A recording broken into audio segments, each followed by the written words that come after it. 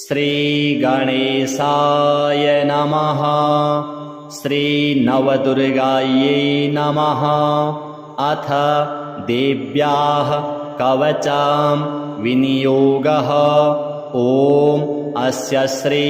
चण्डीकवचस्य ब्रह्मा ऋषिः अनुष्टुप् छन्दः चामुण्डा देवता अङ्गन्याशोक्तमातरो बीजं दिग्बन्धदेवास्तत्त्वं श्रीजगदम्बा प्रीत्यर्थे सप्तशती पाठाङ्गत्वेन पाठे विनियोगः। ॐ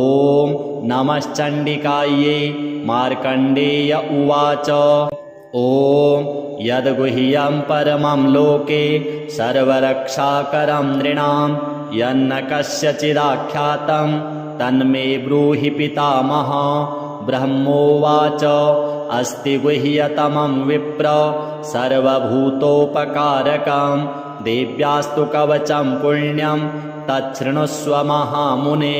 प्रथमं शैलपुत्री च द्वितीयं ब्रह्मचारिणी तृतीयं चन्द्रघण्टेति कूष्माण्डेति चतुर्थकं पञ्चमं स्कन्दमातेति षष्ठं कात्यायनीति च सप्तमं कालरात्रीति महागौरीति चाष्टमं नवमं सिद्धिदात्री च। नवदुर्गाः प्रकीर्तिताः उक्तानेतानि नामानि ब्रह्मणेव महात्मना अग्निना दह्यमानस्तु शत्रुमध्ये गतो रणे विषमे दुर्गमे चैव भयार्ताः शरणं गताः न तेषां जायते किञ्चित् अशुभं रणसङ्कटे नापदं तस्य पश्यामि शोकदुःखभयं नहि यस्तु भक्त्या स्मृता नूनं तेषां वृद्धिः प्रजायते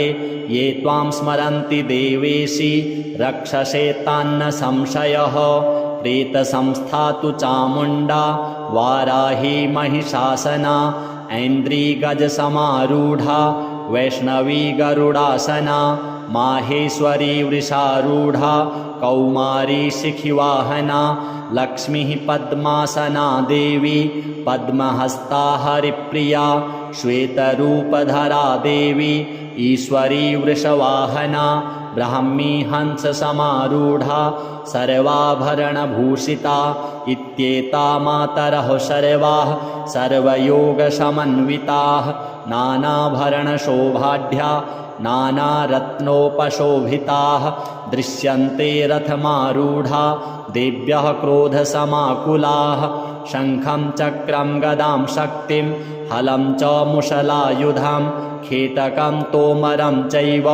परशुं पाशमेव च कुन्तायुधं त्रिशूलं च शारङ्गमायुधमुत्तमं दैत्यानां देहनाशाय भक्तानां भयाय च धारयन्त्यायुधानित्थं देवानां च हिताय वै नमस्तेस्तु महारौद्रे महाघोरपराक्रमे महाबले महोत्साहे महाभयविनाशिनी त्राहि मां देवि दुष्प्रेक्षे शत्रूणां भयवर्धिनी प्राच्यां रक्षतु मामेन्द्री आग्नेयामग्निदेवता दक्षिणे वतु वाराही नैररित्यां खड्गधारिणी प्रतीच्यां वारुणी रक्षेत् वायव्यां मृगवाहिनी उदीच्यां पातु कौमारी ऐशान्यां शूलधारिणी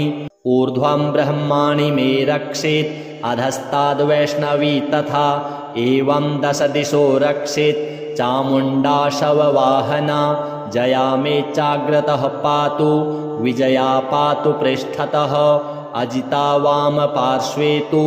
दक्षिणे चापराजिता शिखामुद्योतिनी रक्षेत् उमामूर्ध्नि व्यवस्थिता मालाधरी ललाटे च भ्रुवौ रक्षेत् यशस्विनी त्रिनेत्रा च भ्रुवोर्मध्ये यं घण्टा च नासिके शङ्खिनी चक्षुषोर्मध्ये श्रोत्रयोर्द्वारवासिनी कपोलौ कालिका रक्षेत् कर्णमूले तु शाङ्करी नासिकायां सुगन्धा च उत्तरोष्टे च चर्चिका अधरे चामृतकला जिह्वायां च सरस्वती दन्तान् रक्षतु कौमारी कण्ठदेशे तु चण्डिका घण्टिकां चित्रघण्टा च महामाया च तालुके कामाक्षी चिबुकं रक्षेत् वाचं मे सर्वमङ्गला ग्रीवायां भद्रकाली च पृष्ठवंशे धनुर्धरी नीलग्रीवा बहिः कण्ठे नलिकां नलकूबरी स्कन्धयोः खड्गिनी रक्षेत् बाहू मे वज्रधारिणी हस्तयोर्दण्डिनी रक्षेत् अम्बिका चाङ्गुलीषु च नखाञ्छूलेश्वरी रक्षेत् कुक्षौ रक्षेत् कुलेश्वरी स्तनौ रक्षेन्महादेवी मनः शोकविनाशिनी हृदये ललिता देवी उदरे शूलधारिणी नाभौ च कामिनी रक्षेत् गुह्यं गुह्येश्वरी तथा पूतना कामिका मेढ्रं गुदे महिषवाहिनी कट्यां भगवती रक्षेत् जानुनी विन्ध्यवासिनी जङ्घे महाबला रक्षेत् सर्वकामप्रदायिनी गुल्फयोर्नारसिंही च पादपृष्ठे तु तैजसी पादाङ्गुलीषु श्रीरक्षेत् पादाधस्तलवासिनी नखान्दंष्ट्राकराली च केशांश्चैवोर्ध्वकेशिनी रोमकूपेषु कौबेरी त्वचं वागीश्वरी तथा रक्तमज्जावशामांशान्य स्थितमेदांसि पार्वती अन्त्राणि कालरात्रिश्च पित्तं च मुकुटेश्वरी पद्मावती पद्मकोशे कफे चूडामणिस्तथा ज्वालामुखी नखज्वाला मभिद्या सर्वसन्धिषु शुक्रं ब्रह्माणि मे रक्षेत् छायां छत्रेश्वरी तथा अहङ्कारं मनोबुद्धिं रक्षेन्मे धर्मधारिणी प्राणापानौ तथा व्यानो मुदानं च शमानकं वज्रहस्ता च मे रक्षेत् प्राणं कल्याणशोभना रसे रूपे च गन्धे च शब्दे स्पर्शे च योगिनी सत्त्वं रजस्तमश्चैव रक्षेन्नारायणी सदा आयु रक्षतु वाराही धर्मं रक्षतु वैष्णवी यशः कीर्तिं च लक्ष्मीं च धनं विद्यां च चक्रिणी गोत्रमिन्द्राणि मे रक्षेत् पशून् मे रक्ष चण्डिके पुत्रान् रक्षेन्महालक्ष्मीर्भार्यां रक्षतु भैरवी पन्थानं सुपथा रक्षेन् मार्गं क्षेमकरी तथा राजद्वारे महालक्ष्मीर्विजया सर्वतः स्थिता रक्षाहीनं तु यत्स्थानं वर्जितं कवचेन तु तत्सर्वं रक्ष मे देवी जयन्ती पापनाशिनी पदमेकं न गच्छेतु यदिच्छेचुभमात्मनः कवचेनावृतो नित्यं यत्र यत्रैव गच्छति तत्र तत्रार्थलाभश्च विजयः सार्वकामिकः यं यं चिन्तयते कामं तं तं प्राप्नोति निश्चितं परमैश्वर्यमतुलं प्राप्स्यते भूतले पुमान् निर्भयो जायते मर्त्यः सङ्ग्रामेष्वपराजितः त्रैलोक्ये तु भवेत् पूज्यः कवचेनावृतः पुमान् इदं तु देव्याः कवचं देवानामपि दुर्लभं यः पठेत् प्रयतो नित्यं त्रिसन्ध्यं श्रद्धयान्वितः दैवी कला भवेत् तस्य त्रैलोक्येष्वपराजितः जीवेद्वर्षशतं साग्रमपमृत्युविवर्जितः नश्यन्ति व्याधयः सर्वे लूता विस्फोटकादयः स्थावरं जङ्गमं चैव कृत्रिमं चापि यद्विषम् अभिचाराणि सर्वाणि मन्त्रयन्त्राणि भूतले भूचराः खेचराश्चैव जलजाश्चोपदेशिकाः सहजा कुलजा माला डाकिनी शाकिनी तथा अन्तरिक्षचरा घोरा डाकिन्यश्च महाबलाः ग्रहभूतपिशाचाश्च यक्षगन्धर्वराक्षसाः ब्रह्मराक्षसवेतालाः कूष्माण्डा भैरवादयः नश्यन्ति दर्शनात्तस्य कवचे हृदि संस्थिते मानोन्नतिर्भवेद्राज्ञस्तेजो वृद्धिकरं परं यशसा वर्धते सोऽपि कीर्तिमण्डितभूतले जपेत् सप्तशतीं चण्डीं कृत्वा तु कवचं पुरा यावद्भूमण्डलं धत्ते सशैलवनकाननं तावत् तिष्ठति मेदिन्यां सन्ततिः पुत्रपौत्रिकी देहान्ते परमं स्थानं यत्सुरैरपि दुर्लभं प्राप्नोति पुरुषो नित्यं महामायाप्रसादतः लभते परमं रूपं शिवेन सह मोदते श्रीजगदम्बार्पणमस्तु। ॐ नमश्चण्डिकायै। मार्कण्डेय उवाच ॐ यद्गुह्यं परमं लोके सर्वरक्षाकरं नृणां यन्न कस्यचिदाख्यातं तन्मे ब्रूहि पितामह। ब्रह्मोवाच अस्ति गुह्यतमं विप्र सर्वभूतोपकारकं देव्यास्तु कवचं पुण्यं तच्छृणुष्व महामुने। प्रथमं शैलपुत्री च द्वितीयं ब्रह्मचारिणी तृतीयं चन्द्रघण्टेति कूष्माण्डेति चतुर्थकं पञ्चमं स्कन्दमातेति षष्ठं कात्यायनीति च सप्तमं कालरात्रीति महागौरीति चाष्टमं नवमं सिद्धिदात्री च नवदुर्गाः प्रकीर्तिताः। उक्तानेतानि नामानि ब्रह्मणेव महात्मना अग्निना दह्यमानस्तु शत्रुमध्ये गतो रणे विषमे दुर्गमे चैव भयार्ताः शरणं गताः न तेषां जायते किञ्चित् अशुभं रणसङ्कटे नापदं तस्य पश्यामि शोकदुःखभयं नहि यस्तु भक्त्या स्मृता नूनं तेषां वृद्धिः प्रजायते ये त्वां स्मरन्ति देवेशि रक्षसे तान्न संशयः। प्रेतसंस्था तु चामुण्डा वाराही महिषासना ऐन्द्रीगजसमारूढा वैष्णवी गरुडासना माहेश्वरी वृषारूढा कौमारी शिखिवाहना लक्ष्मीः पद्मासना देवी पद्महस्ता हरिप्रिया श्वेतरूपधरा देवी ईश्वरी वृषवाहना ब्राह्मी हंससमारूढा सर्वाभरणभूषिता इत्येता मातरः सर्वाः सर्वयोगसमन्विताः नानाभरणशोभाढ्या नानारत्नोपशोभिताः दृश्यन्ते रथमारूढा देव्यः क्रोधसमाकुलाः शङ्खं चक्रं गदां शक्तिं हलं च मुशलायुधं खेटकं तोमरं चैव परशुं पाशमेव च कुन्तायुधं त्रिशूलं च शारङ्गमायुधमुत्तमं दैत्यानां देहनाशाय भक्तानां भयाय च धारयन्त्यायुधानित्थं देवानां च हिताय वै नमस्तेस्तु महारौद्रे महाघोरपराक्रमे महाबले महोत्साहे महाभयविनाशिनी त्राहि मां देवि दुष्प्रेक्षे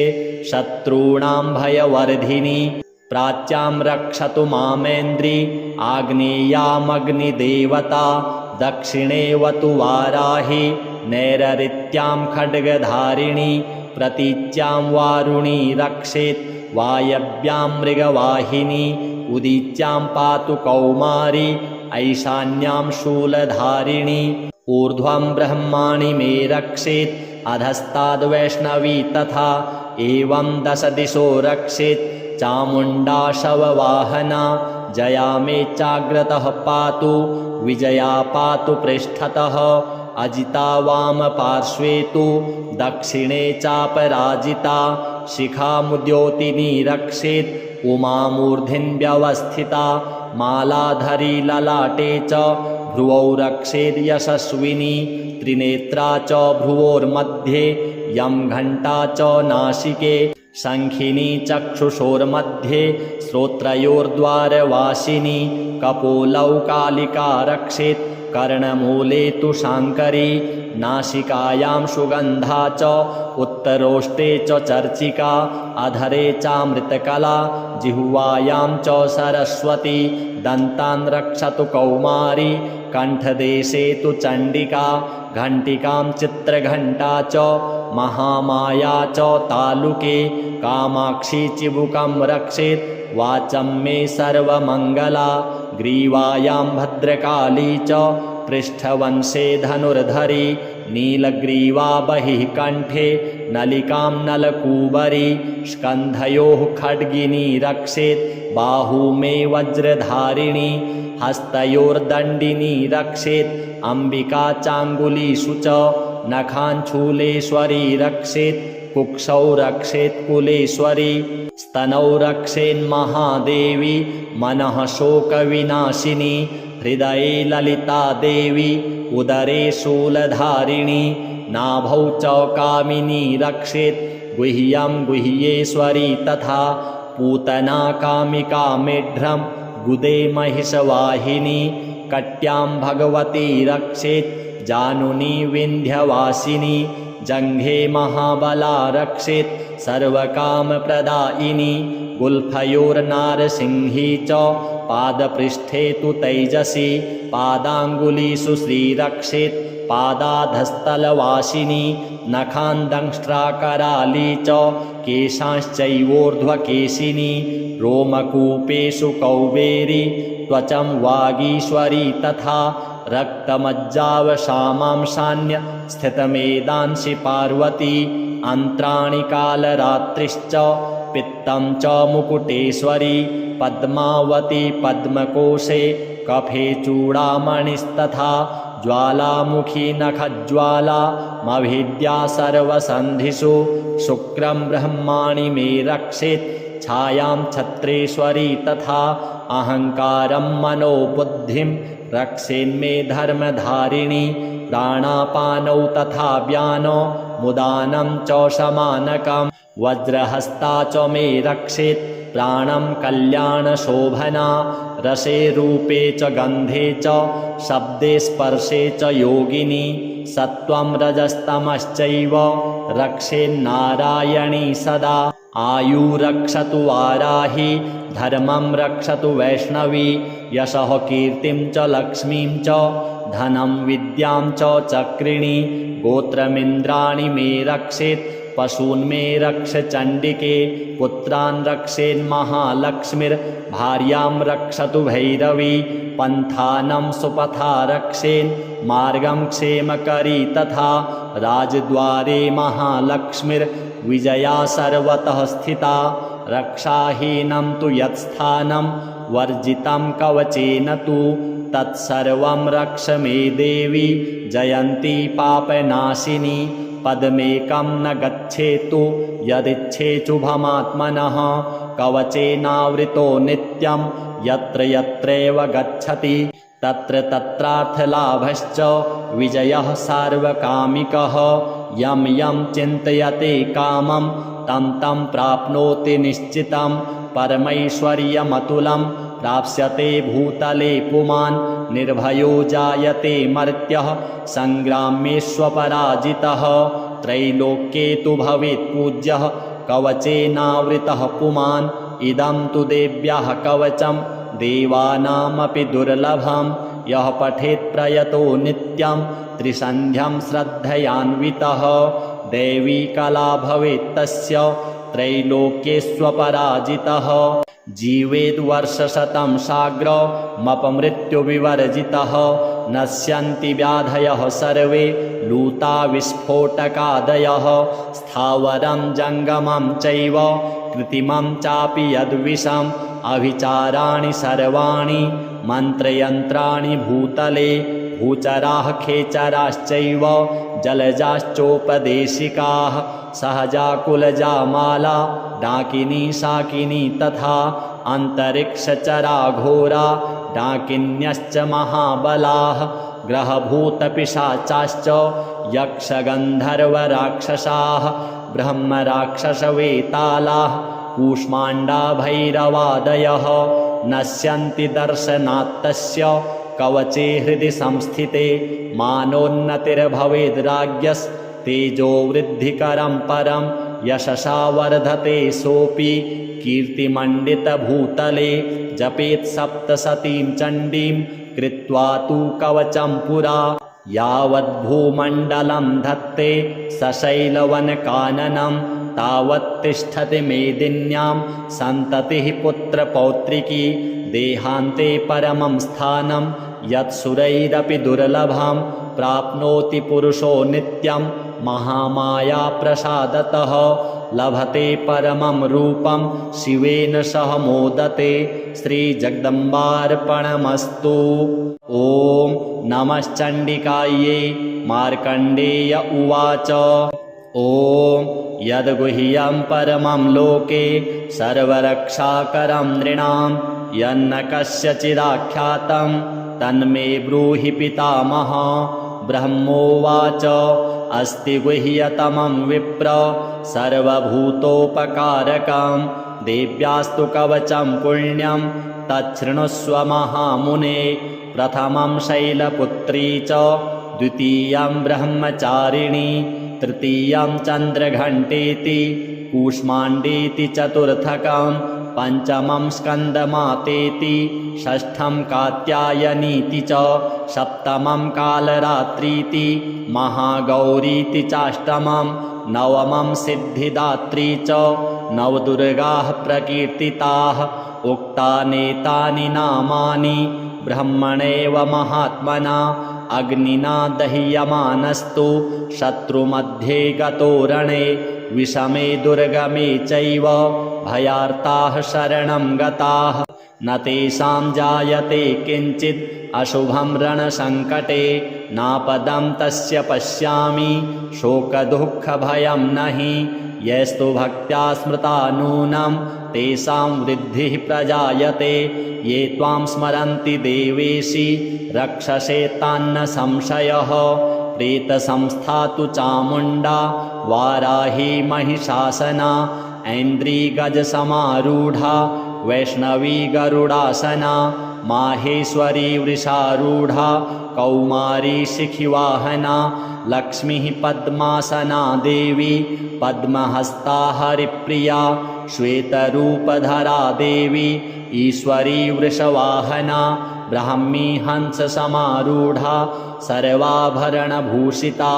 इत्येता मातरः सर्वाः सर्वयोगसमन्विताः नानाभरणशोभाढ्या नानारत्नोपशोभिताः दृश्यन्ते रथमारूढा देव्यः क्रोधसमाकुलाः शङ्खं चक्रं गदां शक्तिं हलं च मुशलायुधं खेटकं तोमरं चैव परशुं पाशमेव च कुन्तायुधं त्रिशूलं च शारङ्गमायुधमुत्तमं दैत्यानां देहनाशाय भक्तानां भयाय च धारयन्त्यायुधानित्थं देवानां च हिताय वै नमस्तेस्तु महारौद्रे महाघोरपराक्रमे महाबले महोत्साहे महाभयविनाशिनी त्राहि मां देवि दुष्प्रेक्षे शत्रूणां भयवर्धिनी प्राच्यां रक्षतु मामेन्द्री आग्नेयामग्निदेवता दक्षिणेवतु वाराही नैररित्यां खड्गधारिणी प्रतीच्यां वारुणी रक्षेत् वायव्यां मृगवाहिनी उदीच्यां पातु कौमारी ऐशान्यां शूलधारिणी ऊर्ध्वं ब्रह्माणि मे रक्षेत् अधस्ताद्वैष्णवी तथा एवं 10 दिशो रक्षेत् चामुण्डा शववाहना जया मे चाग्रतः पातु विजया पातु पृष्ठतः अजिता वामपार्श्वे तु दक्षिणे चापराजिता शिखामुद्योतिनी रक्षेत् उमामूर्ध्नि व्यवस्थिता मालाधरी ललाटे च भ्रुवौ रक्षेत् यशस्विनी त्रिनेत्रा च भ्रुवोर्मध्ये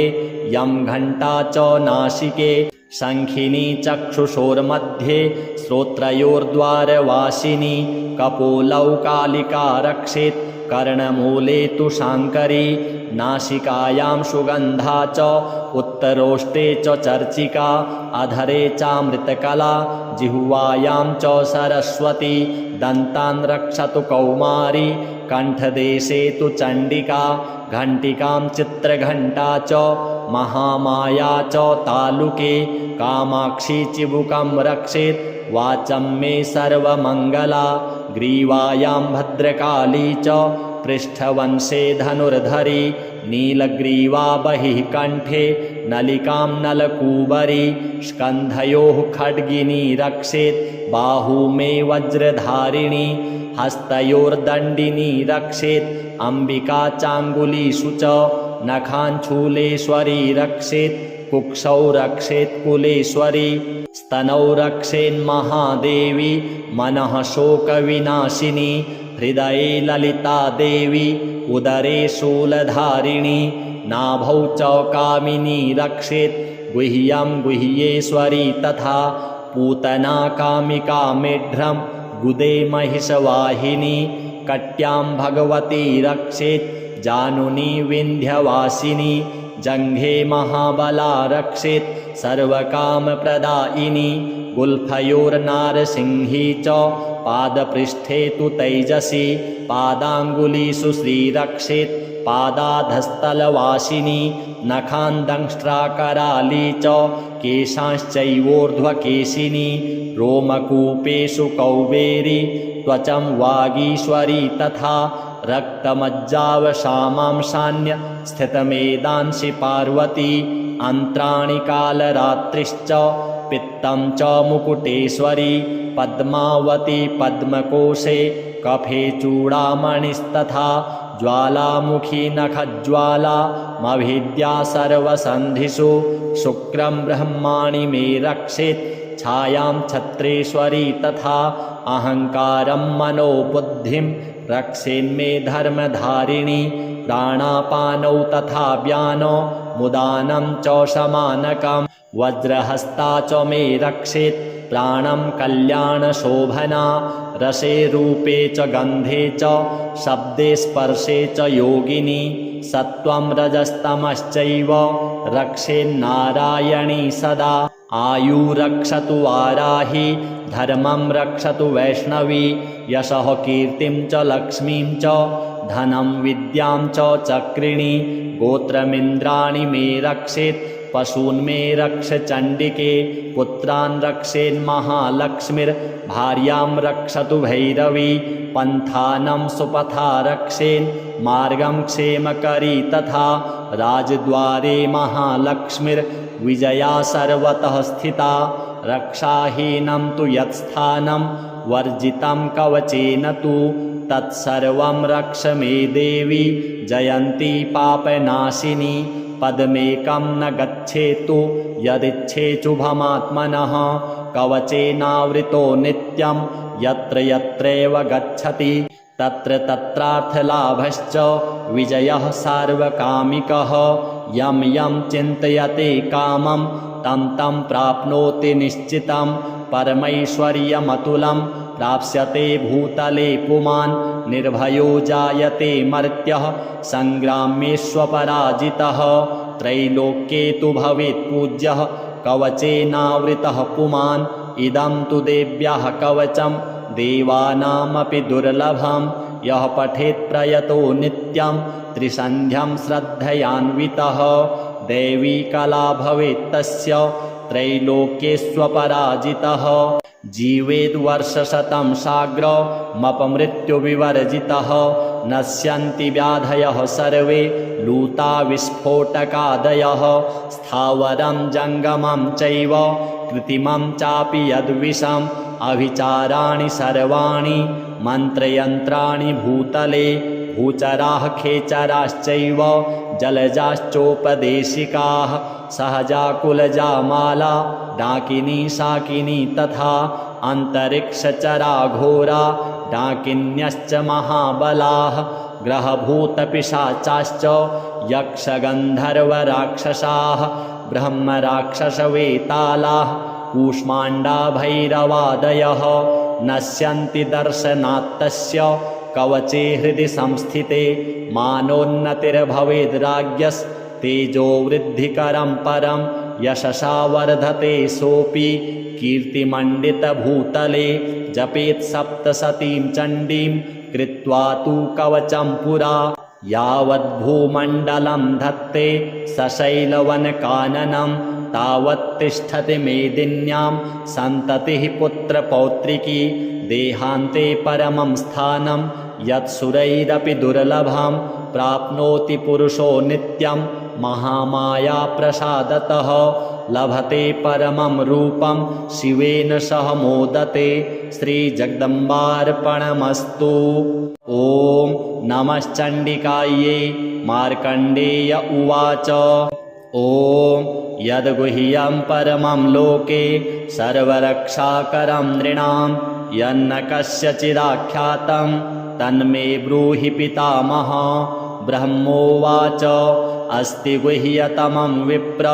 सर्वभूतोपकारकं देव्यास्तु कवचं पुण्यं तच्छृणुष्व महामुने। प्रथमं शैलपुत्री च द्वितीयं ब्रह्मचारिणी तृतीयं चन्द्रघण्टेति कूष्माण्डेति चतुर्थकं पञ्चमं स्कन्दमातेति षष्ठं कात्यायनीति च सप्तमं कालरात्रीति महागौरीति चाष्टमं नवमं सिद्धिदात्री च नवदुर्गाः प्रकीर्तिताः। उक्तानेतानि नामानि ब्रह्मणेव महात्मना अग्निना दह्यमानस्तु शत्रुमध्ये गतो रणे विषमे दुर्गमे चैव भयार्ताः शरणं गताः न तेषां जायते किञ्चित् अशुभं रणसङ्कटे नापदं तस्य पश्यामि शोकदुःखभयं नहि यस्तु भक्त्या स्मृता नूनं तेषां वृद्धिः प्रजायते ये त्वां स्मरन्ति देवेशि रक्षसे तान्न संशयः। प्रेतसंस्था तु चामुण्डा वाराही महिषासना ऐन्द्री गजसमारूढा वैष्णवी गरुडासना माहेश्वरी वृषारूढा कौमारी शिखिवाहना लक्ष्मीः पद्मासना देवी पद्महस्ता हरिप्रिया श्वेतरूपधरा देवी ईश्वरी वृषवाहना ब्राह्मी हंससमारूढा सर्वाभरणभूषिता इत्येता मातरः सर्वाः सर्वयोगसमन्विताः नानाभरणशोभाढ्या नानारत्नोपशोभिताः दृश्यन्ते रथमारूढा देव्यः क्रोधसमाकुलाः शङ्खं चक्रं गदां शक्तिं हलं च मुशलायुधं खेटकं तोमरं चैव परशुं पाशमेव च कुन्तायुधं त्रिशूलं च शारङ्गमायुधमुत्तमं दैत्यानां देहनाशाय भक्तानां भयाय च धारयन्त्यायुधानित्थं देवानां च हिताय वै नमस्तेस्तु महारौद्रे महाघोरपराक्रमे महाबले महोत्साहे महाभयविनाशिनी त्राहि मां देवि दुष्प्रेक्षे शत्रूणां भयवर्धिनी प्राच्यां रक्षतु मामेन्द्री आग्नेयामग्निदेवता दक्षिणेवतु वाराही नैररित्यां खड्गधारिणी प्रतीच्यां वारुणी रक्षेत् वायव्यां मृगवाहिनी उदीच्यां पातु कौमारी ऐशान्यां शूलधारिणी ऊर्ध्वं ब्रह्माणि मे रक्षेत् अधस्ताद्वैष्णवी तथा एवं दश दिशो रक्षेत् चामुण्डा शववाहना जया मे चाग्रतः पातु विजया पातु पृष्ठतः अजिता वामपार्श्वे तु दक्षिणे चापराजिता शिखामुद्योतिनी रक्षेत् उमामूर्ध्न्यवस्थिता मालाधरी ललाटे च भ्रुवौ रक्षेद् यशस्विनी त्रिनेत्रा च भ्रुवोर्मध्ये यं घण्टा च नासिके शङ्खिनी चक्षुषोर्मध्ये श्रोत्रयोर्द्वारवासिनी कपोलौ कालिका रक्षेत् कर्णमूले तु शाङ्करी नासिकायां सुगन्धा च उत्तरोष्टे च चर्चिका अधरे चामृतकला जिह्वायां च सरस्वती दन्तान् रक्षतु कौमारी कण्ठदेशे तु चण्डिका घण्टिकां चित्रघण्टा च महामाया च तालुके कामाक्षी चिबुकं रक्षेत् वाचं मे सर्वमङ्गला ग्रीवायां भद्रकाली च पृष्ठवंशे धनुर्धरी नीलग्रीवा बहिः कण्ठे नलिकां नलकूबरी स्कन्धयोः खड्गिनी रक्षेत् बाहू मे वज्रधारिणी हस्तयोर्दण्डिनी रक्षेत् अम्बिका चाङ्गुलीषु च नखाञ्छूलेश्वरी रक्षेत् कुक्षौ रक्षेत् कुलेश्वरी स्तनौ रक्षेन्महादेवी मनः शोकविनाशिनी हृदये ललिता देवी उदरे शूलधारिणी नाभौ च कामिनी रक्षेत् गुह्यं गुह्येश्वरी तथा पूतना कामिका मेढ्रं गुदे महिषवाहिनी कट्यां भगवती रक्षेत् जानुनी विन्ध्यवासिनी जङ्घे महाबला रक्षेत् सर्वकामप्रदायिनी गुल्फयोर्नारसिंही च पादपृष्ठे तु तैजसी पादाङ्गुलीषु श्रीरक्षेत् पादाधस्थलवासिनी नखान्दंष्ट्राकराली च केशांश्चैवोर्ध्वकेशिनी रोमकूपेषु कौबेरी त्वचं वागीश्वरी तथा रक्तमज्जावशामांशान्य स्थितमेदांसि पार्वती अन्त्राणि कालरात्रिश्च पित्तं च मुकुटेश्वरी पद्मावती पद्मकोशे कफे चूडामणिस्तथा ज्वालामुखी नखज्वाला मभिद्या सर्वसन्धिषु शुक्रं ब्रह्माणि मे रक्षेत् छायां छत्रेश्वरी तथा अहङ्कारं मनोबुद्धिं रक्षेन्मे धर्मधारिणी प्राणापानौ तथा व्यानो मुदानं च शमानकं वज्रहस्ता च मे रक्षेत् प्राणं कल्याणशोभना रसे रूपे च गन्धे च शब्दे स्पर्शे च योगिनी सत्त्वं रजस्तमश्चैव रक्षेन्नारायणी सदा आयु रक्षतु वाराही धर्मं रक्षतु वैष्णवी यशः कीर्तिं च लक्ष्मीं च धनं विद्यां च चक्रिणी गोत्रमिन्द्राणि मे रक्षेत् पशून् मे रक्ष चण्डिके पुत्रान् रक्षेन्महालक्ष्मीर्भार्यां रक्षतु भैरवी पन्थानं सुपथा रक्षेन् मार्गं क्षेमकरी तथा राजद्वारे महालक्ष्मीर्विजया सर्वतः स्थिता रक्षाहीनं तु यत्स्थानं वर्जितं कवचेन तु तत्सर्वं रक्ष मे देवी जयन्ती पापनाशिनी पदमेकं न गच्छेतु यदिच्छेचुभमात्मनः कवचेनावृतो नित्यं यत्र यत्रैव गच्छति तत्र तत्रार्थलाभश्च विजयः सार्वकामिकः यं यं चिन्तयते कामं तं तं प्राप्नोति निश्चितं परमैश्वर्यमतुलं प्राप्स्यते भूतले पुमान् निर्भयो जायते मर्त्यः सङ्ग्रामेष्वपराजितः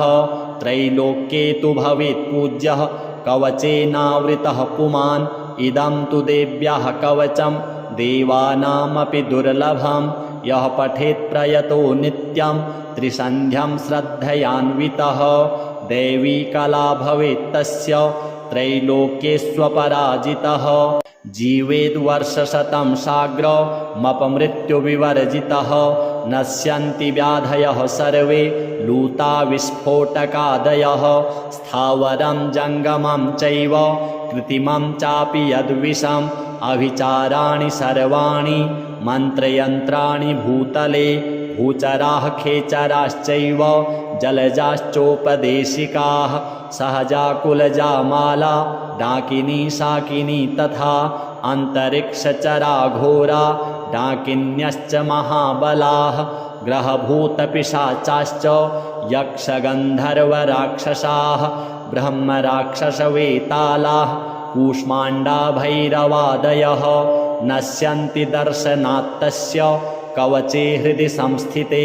मानोन्नतिर्भवेद्राज्ञस्तेजो वृद्धिकरं परं यशसा वर्धते सोऽपि कीर्तिमण्डितभूतले जपेत् सप्तशतीं चण्डीं कृत्वा तु कवचं पुरा यावद्भूमण्डलं धत्ते सशैलवनकाननं तावत्तिष्ठति मेदिन्यां सन्ततिः पुत्रपौत्रिकी देहान्ते परमं स्थानं यत्सुरैरपि दुर्लभं प्राप्नोति पुरुषो नित्यं महामायाप्रसादतः लभते परमं रूपं शिवेन सह मोदते। श्रीजगदम्बार्पणमस्तु। ॐ नमश्चण्डिकायै। मार्कण्डेय उवाच ॐ यद्गुह्यं परमं लोके सर्वरक्षाकरं नृणां यन्न कस्यचिदाख्यातं तन्मे ब्रूहि पितामह। ब्रह्मोवाच अस्ति गुह्यतमं विप्र सर्वभूतोपकारकं देव्यास्तु कवचं पुण्यं तच्छृणुष्व महामुने। प्रथमं शैलपुत्री च द्वितीयं ब्रह्मचारिणी तृतीयं चन्द्रघण्टेति कूष्माण्डेति चतुर्थकं पञ्चमं स्कन्दमातेति षष्ठं कात्यायनीति च सप्तमं कालरात्रीति महागौरीति चाष्टमं नवमं सिद्धिदात्री च नवदुर्गाः प्रकीर्तिताः। उक्तानेतानि नामानि ब्रह्मणेव महात्मना अग्निना दह्यमानस्तु शत्रुमध्ये गतो रणे विषमे दुर्गमे चैव भयार्ताः शरणं गताः न तेषां जायते किञ्चित् अशुभं रणसङ्कटे नापदं तस्य पश्यामि शोकदुःखभयं नहि यस्तु भक्त्या स्मृता नूनं तेषां वृद्धिः प्रजायते ये त्वां स्मरन्ति देवेशि रक्षसे तान्न संशयः। प्रेतसंस्था तु चामुण्डा वाराही महिषासना ऐन्द्रीगजसमारूढा वैष्णवी गरुडासना माहेश्वरी वृषारूढा कौमारी शिखिवाहना लक्ष्मीः पद्मासना देवी पद्महस्ता हरिप्रिया श्वेतरूपधरा देवी ईश्वरी वृषवाहना ब्राह्मी हंससमारूढा सर्वाभरणभूषिता इत्येता मातरः सर्वाः सर्वयोगसमन्विताः नानाभरणशोभाढ्या नानारत्नोपशोभिताः दृश्यन्ते रथमारूढा देव्यः क्रोधसमाकुलाः शङ्खं चक्रं गदां शक्तिं हलं च मुशलायुधं खेटकं तोमरं चैव परशुं पाशमेव च कुन्तायुधं त्रिशूलं च शारङ्गमायुधमुत्तमं दैत्यानां देहनाशाय भक्तानां भयाय च धारयन्त्यायुधानित्थं देवानां च हिताय वै नमस्तेस्तु महारौद्रे महाघोरपराक्रमे महाबले महोत्साहे महाभयविनाशिनी त्राहि मां देवि दुष्प्रेक्षे शत्रूणां भयवर्धिनी प्राच्यां रक्षतु मामेन्द्री आग्नेयामग्निदेवता दक्षिणेवतु वाराही नैररित्यां खड्गधारिणी प्रतीच्यां वारुणी रक्षेत् वायव्यां मृगवाहिनी उदीच्यां पातु कौमारी ऐशान्यां शूलधारिणी ऊर्ध्वं ब्रह्माणि मे रक्षेत् अधस्ताद्वैष्णवी तथा एवं दश दिशो रक्षेत् चामुण्डा शववाहना जया मे चाग्रतः पातु विजया पातु पृष्ठतः अजिता वामपार्श्वे तु दक्षिणे चापराजिता शिखामुद्योतिनी रक्षेत् उमामूर्ध्नि व्यवस्थिता मालाधरी ललाटे च भ्रुवौ रक्षेद् यशस्विनी त्रिनेत्रा च भ्रुवोर्मध्ये यं घण्टा च नासिके शङ्खिनी चक्षुषोर्मध्ये श्रोत्रयोर्द्वारवासिनी कपोलौ कालिका रक्षेत् कर्णमूले तु शाङ्करी नासिकायां सुगन्धा च उत्तरोष्टे च चर्चिका अधरे चामृतकला जिह्वायां च सरस्वती दन्तान् रक्षतु कौमारी कण्ठदेशे तु चण्डिका घण्टिकां चित्रघण्टा च महामाया च तालुके कामाक्षी चिबुकं रक्षेत् वाचं मे सर्वमङ्गला ग्रीवायां भद्रकाली च पृष्ठवंशे धनुर्धरी नीलग्रीवा बहिः कण्ठे नलिकां नलकूबरी स्कन्धयोः खड्गिनी रक्षेत् बाहू मे वज्रधारिणी हस्तयोर्दण्डिनी रक्षेत् अम्बिका चाङ्गुलीषु च नखाञ्छूलेश्वरी रक्षेत् कुक्षौ रक्षेत् कुलेश्वरी स्तनौ रक्षेन्महादेवी मनः शोकविनाशिनी हृदये ललिता देवी उदरे शूलधारिणी नाभौ च कामिनी रक्षेत् गुह्यं गुह्येश्वरी तथा पूतना कामिका मेढ्रं गुदे महिषवाहिनी कट्यां भगवती रक्षेत् जानुनी विन्ध्यवासिनी जङ्घे महाबला रक्षेत् सर्वकामप्रदायिनी गुल्फयोर्नारसिंही च पादपृष्ठे तु तैजसी पादाङ्गुलीषु श्रीरक्षेत् पादाधस्तलवासिनी नखान्दंष्ट्राकराली च केशांश्चैवोर्ध्वकेशिनी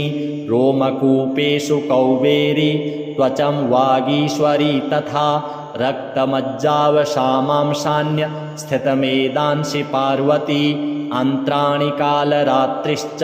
पित्तं च मुकुटेश्वरी पद्मावती पद्मकोशे कफे चूडामणिस्तथा ज्वालामुखी नखज्वालामभिद्या सर्वसन्धिषु शुक्रं ब्रह्माणि मे रक्षेत् छायां छत्रेश्वरी तथा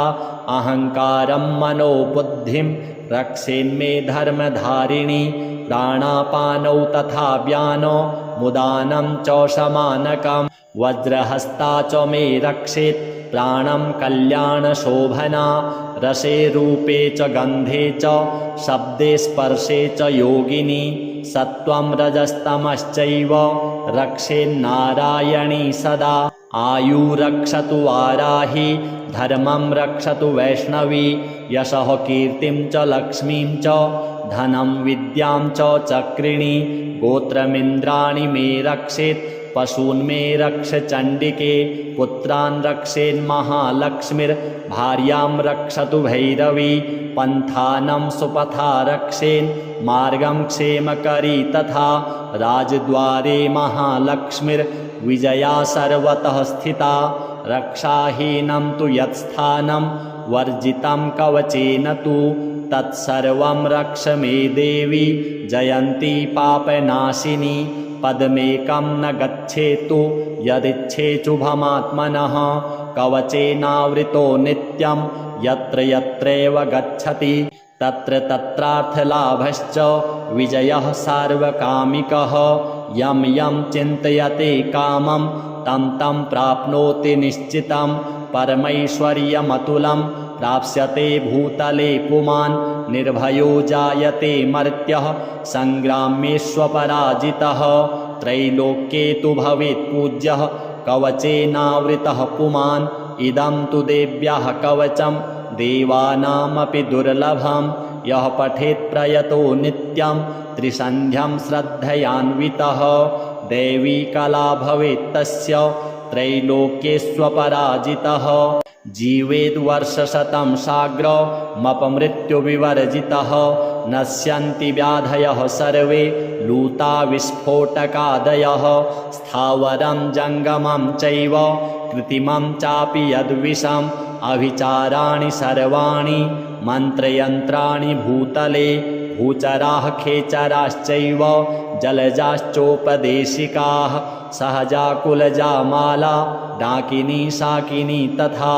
अन्तरिक्षचरा घोरा डाकिन्यश्च महाबलाः ग्रहभूतपिशाचाश्च यक्षगन्धर्वराक्षसाः ब्रह्मराक्षसवेतालाः कूष्माण्डा भैरवादयः नश्यन्ति दर्शनात्तस्य कवचे हृदि संस्थिते मानोन्नतिर्भवेद्राज्ञस्तेजो वृद्धिकरं परं यशसा वर्धते सोऽपि कीर्तिमण्डितभूतले जपेत् सप्तशतीं चण्डीं कृत्वा तु कवचं पुरा यावद्भूमण्डलं धत्ते सशैलवनकाननं तावत्तिष्ठति मेदिन्यां सन्ततिः पुत्रपौत्रिकी देहान्ते परमं स्थानं यत्सुरैरपि दुर्लभं प्राप्नोति पुरुषो नित्यं महामायाप्रसादतः लभते परमं रूपं शिवेन सह मोदते। श्रीजगदम्बार्पणमस्तु।